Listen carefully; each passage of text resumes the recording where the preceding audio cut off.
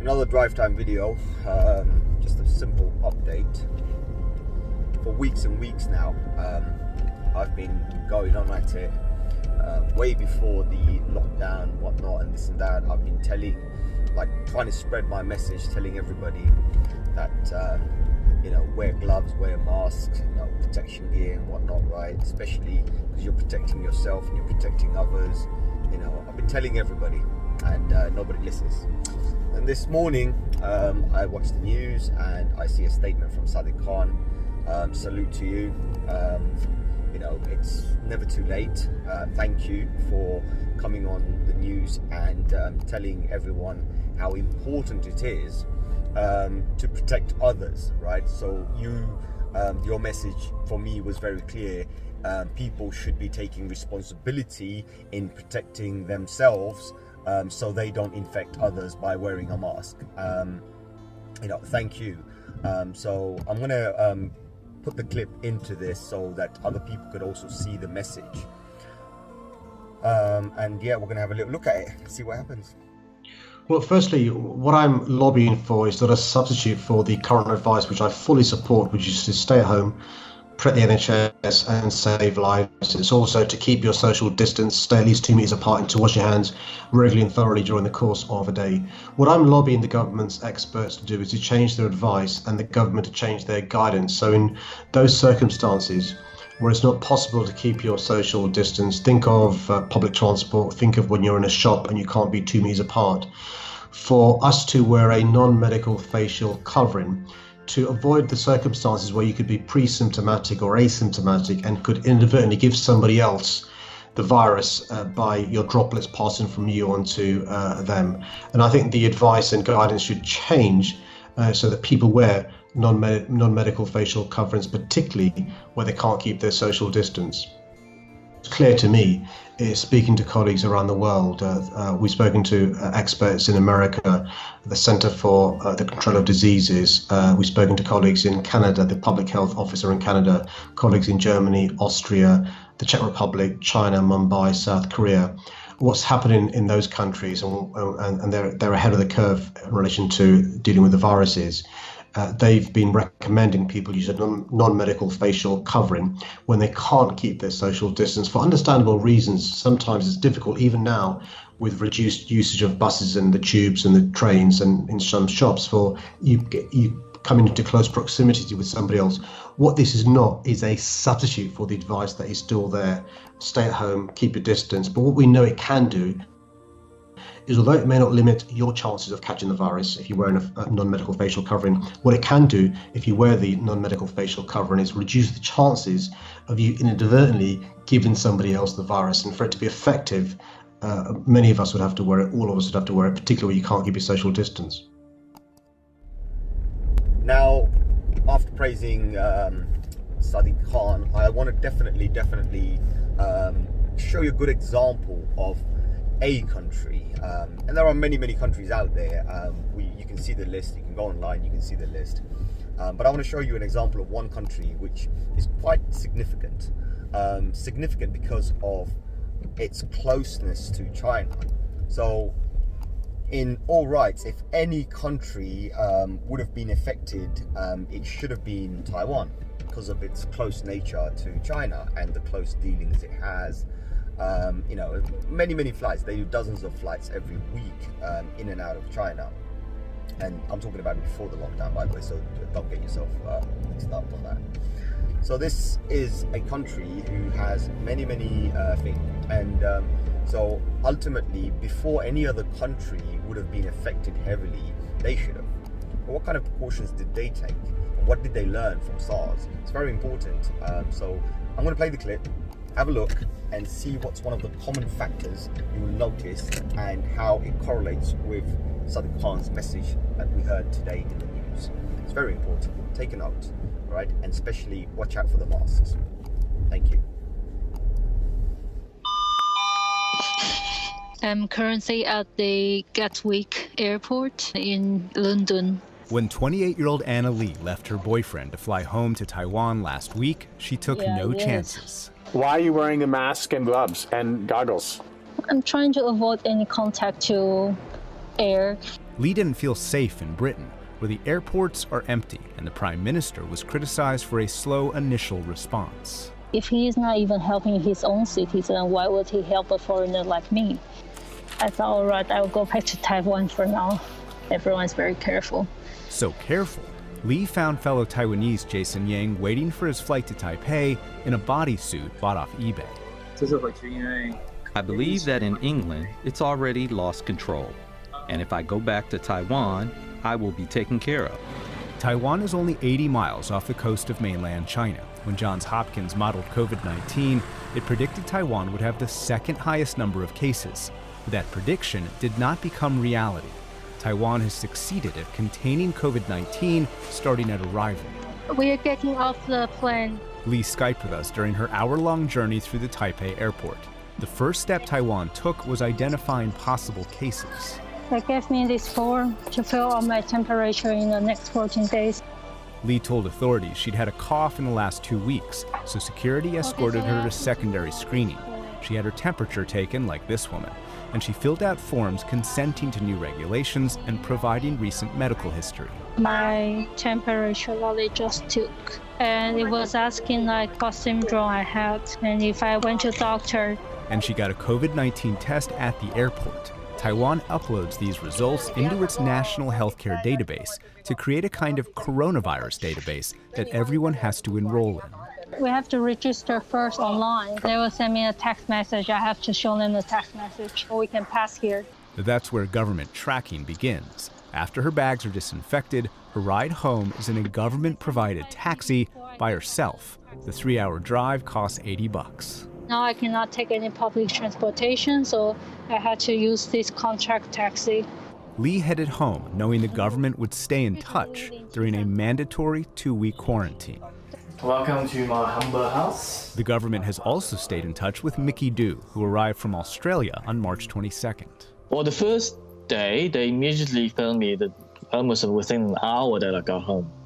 Okay, and there were actually several text messages. When I first arrived home, there were like 3 or 4 text messages. Welcome back to Taiwan. This is the CDC. We're just checking to see if you're okay. Mickey's girlfriend recorded him in his apartment. Everyone who arrives in Taiwan today is tracked by cell phone to make sure they stay at home. Taiwan's Center for Disease Control tries to make 14-day quarantines easy. She asked me whether or not I lived at this address. I said, yeah, sure, that is my address. And I said, when are you going to be here? She said, I'm going to be there in 5 minutes. I'm like, oh, okay. And no, they showed up in 4 minutes. They were like outside. Like, so she just gave me a packet of masks, and there were 14 masks in the packet exactly. Taiwan was able to take all of these steps because it learned lessons the hard way. The SARS outbreak is a wake-up call for Taiwan, and we learned a lot from the SARS outbreak. Dr. Steve Guo is the former head of Taiwan's CDC and led the SARS task force in 2003 when the SARS epidemic made hundreds of Taiwanese sick and killed more than 70, the third highest tally in the world. The very next year, authorities prepared for the next crisis. That preparation allowed Taiwan's CDC to detect the COVID-19 threat before the Chinese government announced it. We pick up the signal that there's some strange outbreak in the Wuhan areas at the end of the last years from a social media networks. We decided, and we did, send 2 medical doctors to Wuhan from Taiwan CDC to get a better understanding of what happened there, okay? And then 5 days later, on January 20th, the government decided immediately to set up and activate the central command centers. That centralized command center launched border restrictions before almost anyone else, set local quarantine rules, and turned to technology. One phone app allows Taiwan residents to find stores with masks in stock. Another app provides information on all of those who are COVID-19 positive, where they've been, and their case histories. And the government made sure it had enough medical equipment. After the SARS outbreak, actually, we have the law to require hospitals to have a stockpile for all medical supplies for 30 days. for the hospitals. Another reason Taiwan acted so early, they didn't trust either the Chinese government or the head of the World Health Organization, who in January praised China's response, says Bill Stanton, the former top U.S. diplomat in Taipei. He was just defending the Chinese position and echoing what they had to say. And it made the Taiwanese even more suspicious to what the Chinese were doing for that reason. China doesn't allow Taiwan into the WHO. And that's really stupid, because Taiwan is one of the main countries in the world that has expertise on international health issues.